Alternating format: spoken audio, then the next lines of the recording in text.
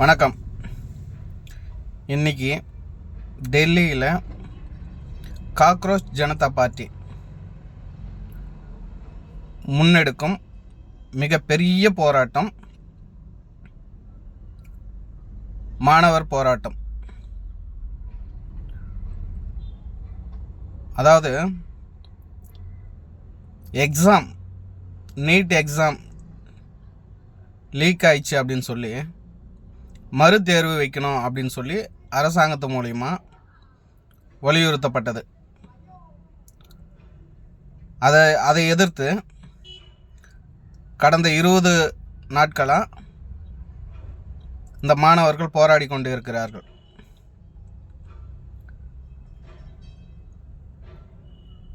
இந்த லீக்கேஜ் ஆனது மாணவர்களுடைய குற்றமா இல்லை அரசாங்கத்தோடைய குற்றமா? இதுதான் கேள்வி. இதுக்கு யார் பொறுப்பேற்றுக்கிறது அப்படின்றது தான் இங்கே உள்ள பிரச்சனை. இதை யார் பொறுப்பெடுக்கணும்னா, இந்த எக்ஸாமை முன்னெடுத்து நடத்தக்கூடிய அரசாங்கம் தான் இதை பொறுப்பேற்றிருக்கணும். அதை விட்டுட்டு மாணவர்கள் மீது திணிக்கிறது இது அடிப்படை குற்றம்.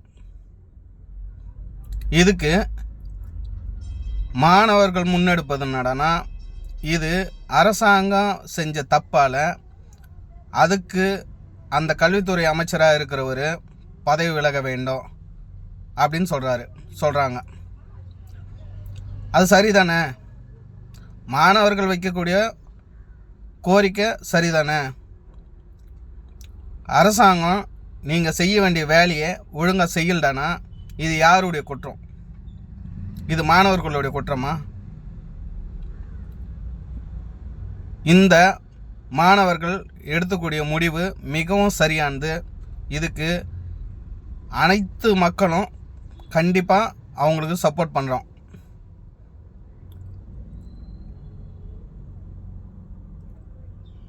அவங்க அற வழியில் போராடக்கூடியவர்களை போராட மறுப்பது எதுக்காக? சின்ன சின்ன பசங்களை போட்டு மாடு அடிக்கிற மாதிரி அடிக்கிறீங்க. நீங்களாம் மனுஷன் தானா? அரசாங்கம் உங்கள் கையில் இருந்தால் நீங்கள் எதனாலும் செய்யலாமா?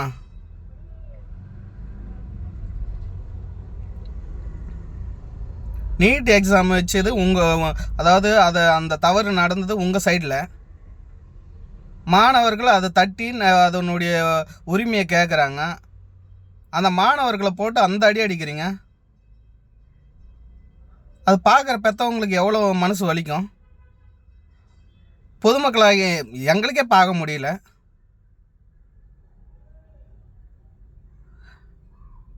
நீங்களாம் அரசாங்கம் நடத்துகிறீங்களா? என்னத்தான் எதை படிச்சுட்டு தான் வந்து அரசாங்கம் நடத்துகிறீங்களா?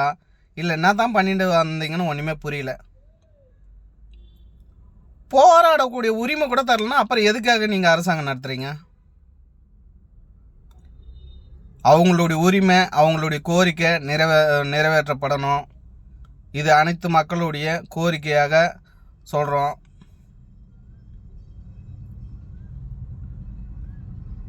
அங்கே ஜனநாயகமே செத்துக்கிட்டு இருக்குது. இங்கே தமிழ்நாட்டில் ஒரு தற்கொலைகள் ஜனநாயக படம் ரிலீஸ் பண்ணிட்டு இருக்கு. இந்த சிஎம்மு டுபாக ஒரு சிஎம்மு இந்த தமிழ்நாட்டுக்கு அமைஞ்சிருக்காரு.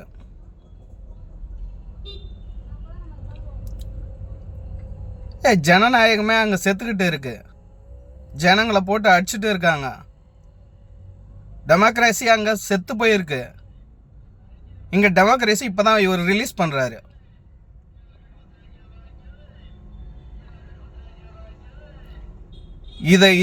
இந்த புரிதல் இல்லாத மக்கள் இந்த மக்கள்கிட்ட என்ன சொன்னாலும் புரிய போகிறது கிடையாது. ஆனால் அதுக்காக இப்படியே விடவும் போகிறதில்ல.